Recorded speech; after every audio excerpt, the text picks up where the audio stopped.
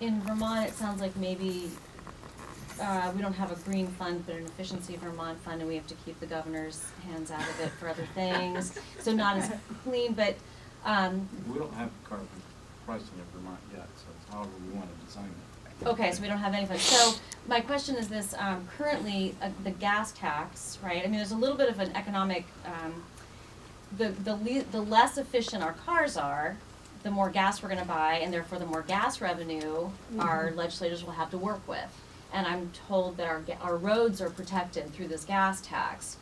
How can we does what you're doing, I'm looking at you mostly from what you were talking about, if our cars become more efficient, and the complaint from the opposition will say, well, then there's less money to go in towards protecting our roads, how can we make that difference up? So put that aside. The gas tax, as it's currently used, as funding for roads and bridges and lanes and stuff, is separate from our carbon tax. Well, okay, but the more efficient our cars are. And that's the problem with how the gas tax has been designed. It's not designed to include inflation. It's not designed to sort of make up for efficiency. Exactly. It's basically designed to, in many ways, encourage a less efficient car. Yeah. Car-dependent economy. Right. So is what you're doing, is what you talked about, is it helping to bridge that gap? Carbon we will tax lose the way it's been discussed in the State House. If it's revenue neutral, right? Whatever money comes in, exact money goes back out into your pockets, right? So but there's still the roads that need to be fixed. Separate. Gas tax is separate from carbon tax. But I now moved to an electric car, so I don't have a gas. I don't buy gas anymore. There will be a decrease. There will be a gas tax that, as the current system is, that's separate from a carbon tax. But I know that. I know. So what I would say to that is that our cars are becoming, thankfully, more efficient for a while. The issue with the gas tax and the crumbling infrastructure is an issue that the carbon tax singularly cannot solve. That is an issue that the state of Vermont needs to solve, and recognizing that this has been an issue for a while. We have punted on answering it for a while. It needs to be part of this conversation, but it is not our. I'll say that the whole separate talk on this, all 50 states have this challenge of mirroring the gas tax with the infrastructure need. This is why we've seen about 20 of the 50 states only in the last 5 years raise their gas tax. This is exactly, including Vermont. Vermont raised its gas tax recently to meet this infrastructure need. That's separate from the carbon tax question. Quickly on, if I could on that, just quickly. No, in Quebec, the way that we do it, we still have a gas tax, but in California, for example, where your electricity production is still producing carbon, people are paying into that when they plug in their electric car, because the price of electricity includes that cost. So that's where, and it's up to an individual state or province to decide, maybe eventually when we reach 30% market share of electric vehicles, then that maybe becomes a problem. You decide to invest some of the green fund money, or however it's designed in Vermont, into roads. But at that point, even with about 2% market share of EVs, we haven't run into that problem in Quebec yet, but there would still be revenue coming in some way, because you're still plugging in your car, and you're still, in theory, the carbon associated with that electricity revenue's being generated on that. So it would be I think that's the link. Yeah, okay, thanks. The transportation fund is paid for by the gas tax and the purchase and use tax. So it's the tax when you buy your car. And for the last several years, the purchase and use has been a much larger part of the gas tax, the transportation fund than the gas tax has. Yes, the gas tax is going down and has been for quite a while. That's one fix that many states besides Vermont have done. And that's why Pennsylvania's gas tax now is so high, and that includes not just taxes but all the other fees that are charged within that sector. Okay, Zach. So there's a gas tax, cap and trade systems, and there's voluntary and involuntary markets. And then we're talking about carbon tax. There's also a fee on plastic bags or single-use bags. These are all carbon pricing mechanisms to put a real price on carbon, and they're not all compatible. Compliance markets are based on people voluntarily buying into them, and that puts the price on carbon. So if there's a carbon tax in the state that's already regulating carbon, already putting a price on it, and they'll take away from the voluntary markets. So not all these mechanisms function together, but ultimately are all trying to address the same thing, which is putting a real price on carbon. Even though that is really just the polluting side of it, not necessarily the management side of it.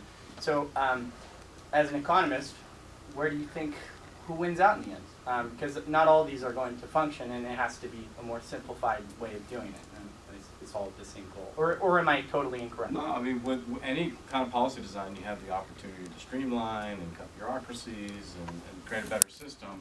The voluntary system by itself isn't going to get us there. I mean, it's a drop in the bucket. And in fact, there's a lot of studies that shows that voluntary systems are actually encouraging more consumption, not less, because it's kind of this offsetting thing that you do to sort of tell yourself you can If the still fly price to for Florida carbon for isn't vacation. high enough, then it doesn't encourage them. Yeah, so voluntary markets have been around for a long time. They have done very little. And in the worst case scenario, it's been a one step forward, two step back kind of situation. Regulatory approaches, you know, I mean, if I had my way, I wouldn't even use price incentives. I'd go for a regulatory approach, right? I mean, I think something like a strengthened renewable portfolio standard is and as Ben said, it's not a silver bullet. None of these are. It's a silver buckshot. So you got to imagine, how do we better regulate the utility sector? How do we create green funds for the investments that are needed? How do we use carbon pricing? In my mind, that just helps change the economic climate, right? And that's what we see in the studies of country after country after country after country that have priced carbon 3, 4, 5 times higher than we have in the U.S.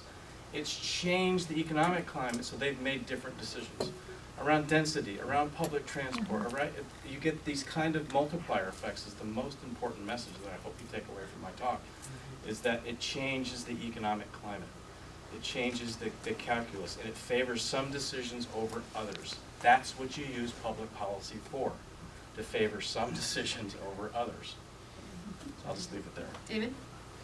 I'm kind of smiling here because everybody, you're talking about a carbon tax in the context of what we've always done, and that is we're still looking at the automobile as a given. And that is the problem. You go to Denmark, I have some friends in Denmark, when they buy a car, it's a 200% purchase tax. Guess what? It changes behavior incredibly fast. And so if we think that, what we're talking about is small numbers to start the carbon tax. But I think it should be more like $500 a ton if we're ever going to get anywhere.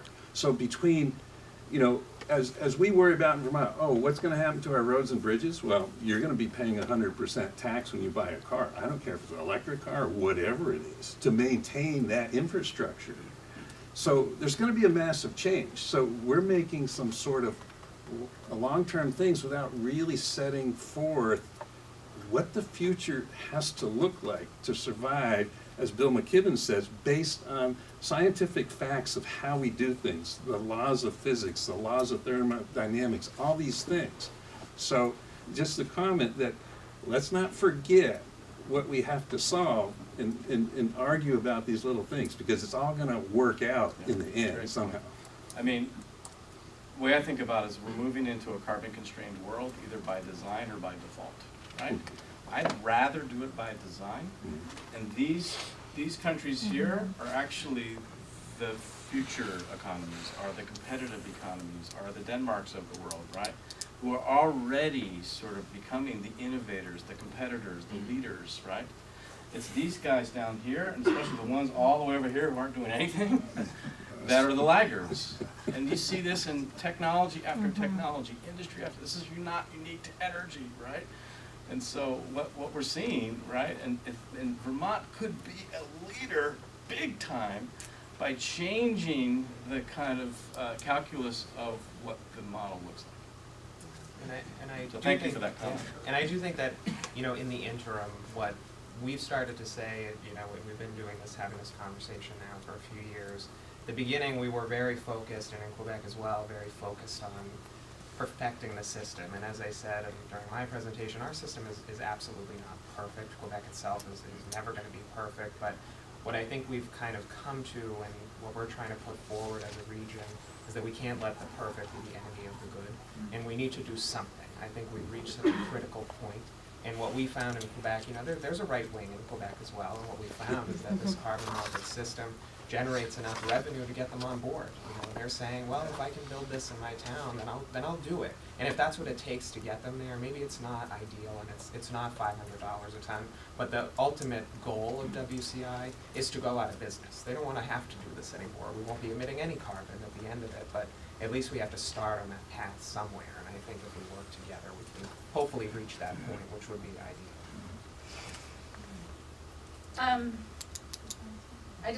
I'm gonna wrap us up a little bit to sort of bring us back really quickly to the study that is happening, because these are not easy questions. I think we cannot let the perfect be the enemy of the good. I think Vermont has a lot to gain from looking at economy-wide solutions because of the fact that we don't drill, mine, or frack. We import 100%. We have a huge economic development opportunity and certainly an obligation to do something different. It's my hope that we take the results of that impartial analysis that is now underway, delivered January 15th, looking at Western climate, looking at expanding RGGI, looking at carbon charges, and they're going to look at how do you recycle those charges, different models. Do you put it through electric bills? Do you do it income tax relief? Do you do sales tax relief? So they're going to look at a wide variety of approaches. It's not going to answer every question because they've done it in 4 months and $120,000. But we know that these things work. We know they're working elsewhere with really pretty pictures with rising GDP and lowering greenhouse gas emissions.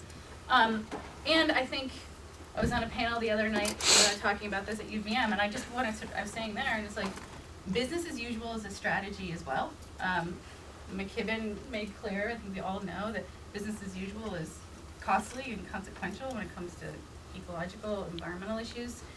We are paying for this already. Like, the long and short of it is we need to do something different for a variety of reasons. We're going to have a baseline to work from, and we're going to need to figure out how to do it well and do it right.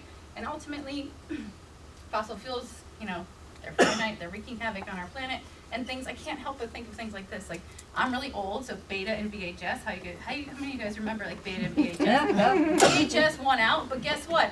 Neither one of them exist anymore. We have the technology at our fingertips to do something different, huge economic opportunity in it. I hope that we as a state take the results of that study seriously, but our legislative leaders are going to need help making sure that we do. And so I think we need to get the questions right. We can structure it in a way that works for us, whether it's WCI or a carbon charge, but that's where we're going to need all of you guys to help us figure out and participate in creating the runway for policymakers to do it. So unless there's any other pressing questions, I'm going to make sure that you get to our last keynote on time, which is in the ballroom.